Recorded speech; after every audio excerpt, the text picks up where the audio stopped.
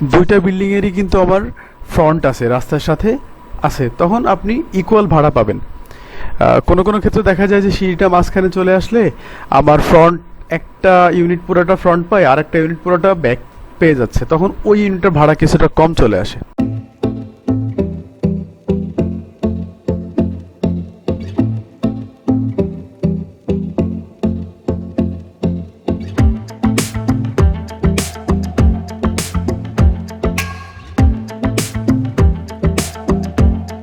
Hello viewers, কেমন আছেন সবাই? আশা করি সবাই সুস্থ আছেন ও ভালো আছেন। আজ আমরা আপনাদের সাথে শেয়ার করব 6 তলা একটি বাড়ির ডিজাইনের ভিডিও। এই যে সেম ধরনের আরও একটি ডিজাইন আমাদের চ্যানেলে আপলোড করা আছে, কিন্তু ওই ডিজাইনটা হচ্ছে গিয়ে 5 কাঠা জমির উপর 4 ইউনিটের একটা বিল্ডিং। কিন্তু এখন আপনাদের সাথে যে বিল্ডিংটা শেয়ার করব সেটা হচ্ছে যে 3.5 কাঠা জমির উপরে 6 তলা 2 ইউনিটের। এই বিল্ডিংয়ের যে বিল্ড ফর্মটুকু সেটা করা হয়েছে 48 ফিট ইন্টু 45 ফিট জমির উপরে। স্কোয়ার ফিট হিসাবে যদি বলি 2160 স্কোয়ার ফিট। এখন আপনি যদি এই বিল্ডিংটা করেন শুধুমাত্র 2160 স্কোয়ার ফিটের উপর করলে তো হবে না, আপনার চারিদিক থেকে কিছু জমি ছাড়তে হবে। জমি টমি ছেড়ে দেখা যাচ্ছে আপনার 3.5 কাঠা জমি থাকলেই আমি করতে পারবো। এখন সেম ডিজাইনের যে 4 ইউনিটের বিল্ডিংটা আছে সেটা আমরা আই বাটনে দিয়ে দেবো, আপনারা চাইলে ওখান থেকে দেখে আসতে পারেন। এবার আমরা দেখে নেব ফ্লোর বেসিসে আমরা কি পাচ্ছি। গ্রাউন্ড ফ্লোরে এক সাইডে পুরোটাই গ্যারেজ আর এক সাইডে একটা ইউনিট। গ্রাউন্ড ফ্লোরে যে ইউনিটটা আছে সেই জায়গায় পাবো আমরা 3টা বেড, একটি কিচেন, ড্রয়িং ডাইনিং, 2টা টয়লেট এবং 2টা ব্যালকনি। এবার যদি দ্বিতীয় তলার কথায় আসি, দ্বিতীয় তলায় এক সাইডের ইউনিটে নিচে যে ইউনিটটা আছে সেম পাবো, আর এক সাইডে যে সাইডে গ্যারেজ ছিল দ্বিতীয় তলায় এসে সেই সাইডে একইভাবে 3টা বেড, একটা কিচেন, একটা ডাইনিং ড্রয়িং, 2টা ব্যালকনি, বাট টয়লেট পাবো 3টা, 2টা অ্যাটাচ টয়লেট বেডরুমের সাথে আর একটা কমন টয়লেট। এই ছিল মোটামুটি প্ল্যান লেআউটটা। এর ডিটেলসে বলা আছে আমাদের এক্সোনোমেট্রিক ভিউতে, সেটা না টেনে সম্পূর্ণ দেখবেন, তাহলে আপনারা বুঝতে পারবেন এই বাড়িটা কতটা সুন্দরভাবে ডিজাইন করা হয়েছে আর প্রতি ইঞ্চি জমি কত সুন্দরভাবে ইউটিলাইজ করা হয়েছে। এছাড়াও আমাদের চ্যানেলে 2তলা, 3তলা, 4তলা, 10তলা বিভিন্ন ধরনের বাড়ির ডিজাইনের ভিডিও আপলোড করা আছে। আপনারা উপরে আই বাটনে ক্লিক করলে বেশ কিছু প্লেলিস্ট পেয়ে যাবেন, ওখান থেকে আপনার পছন্দ মতন একটি বাড়ি ডিজাইন করতে পারেন। বিল্ডিংয়ের স্ট্রাকচার ড্রয়িং, ফাউন্ডেশনের বিস্তারিত ব্যাখ্যা, সুইমিং পুল কিভাবে কাজ করে, এই প্রত্যেকটা ডিটেলসে সুন্দরভাবে দেওয়া আছে, আপনারা আই বাটনে ক্লিক করলে দেখতে পাবেন। এই ধরনের আরও ইনফরমেটিভ কিছু ভিডিও যদি আপনারা দেখতে চান তাহলে অবশ্যই আমাদের কমেন্টে জানিয়ে দেবেন, তাহলে আপনাদের চাহিদা অনুযায়ী আমরা পরবর্তীতে এই ধরনের আরও বেশ কিছু ইনফরমেটিভ ভিডিও আপনাদের সামনে নিয়ে আসব। এখন আমরা আমাদের বিল্ডিংয়ের নাইট ভিউটা একটু দেখে নেব।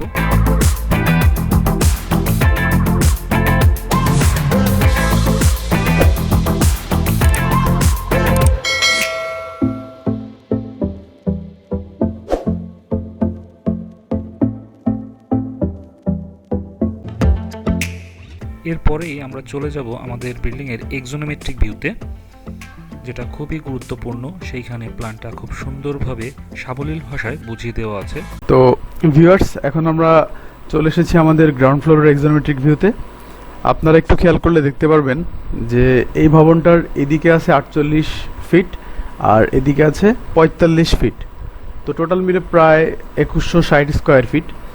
তো 2160 স্কোয়ার ফিট যেটা হলো আপনার 3 কাঠা সম পরিমাণের জায়গা। এখন 3 কাঠাতে আপনারা 2টা ইউনিট বিল্ডিং করতে পারবেন, 2 ইউনিটের ভবন, কিন্তু 3 কাঠা জায়গা তো আমার পুরো বিল্ডিংয়ের মধ্যেই আছে। তো এই সেম বাড়িটা যদি আপনি করতে চান সেক্ষেত্রে আপনার জায়গার পরিমাণ একটু বেশি লাগবে, কারণ কি এই 3 সাইডে ফ্রন্টে সব কিছুতে একটু সেটব্যাক দিতে হবে।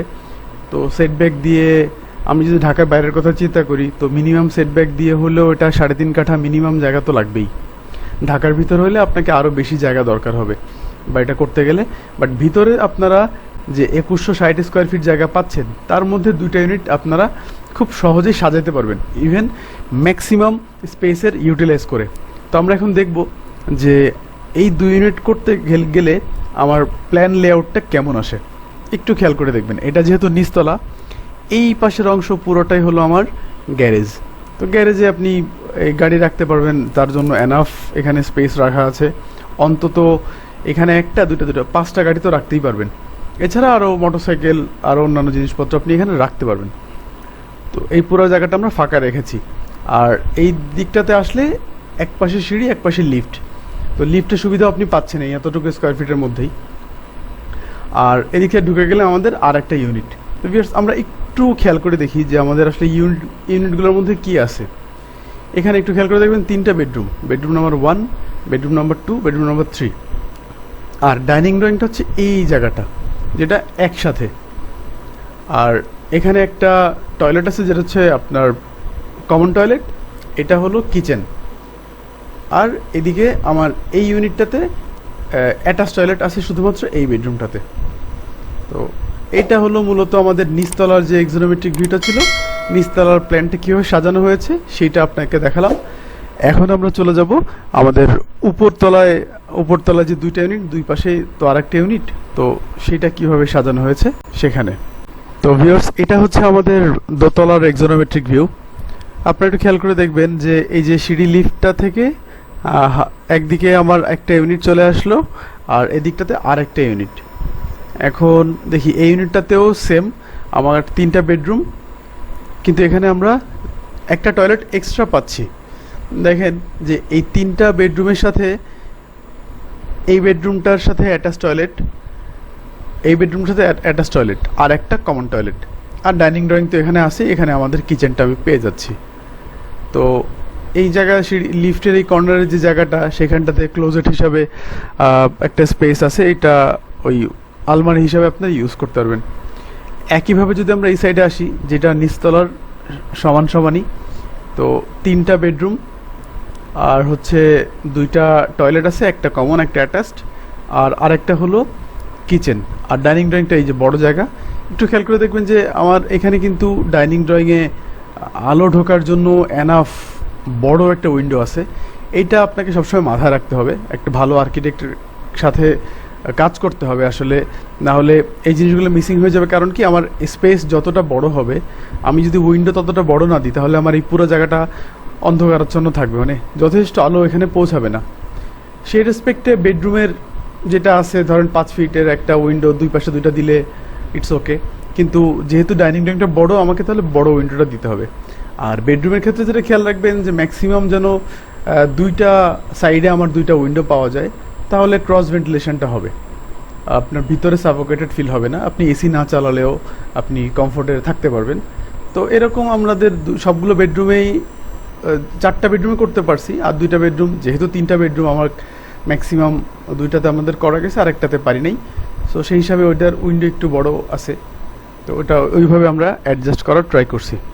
বিষয় হচ্ছে যে আমাদের কিন্তু প্রত্যেকটা ইউনিটের ফ্রন্ট পাচ্ছে, ফ্রন্টেই সবার 2টা করে বারান্দা আছে। একটা বিষয় খেয়াল করবেন, যদি কেউ এটা বিল্ডিংটা বানান, যখন ভাড়া দেওয়ার জন্য আপনারা ভাড়াটিয়ারা এসে দেখবে যে 2টা বিল্ডিংয়েরই কিন্তু আবার ফ্রন্ট আছে, রাস্তার সাথে আছে, তখন আপনি ইকুয়াল ভাড়া পাবেন।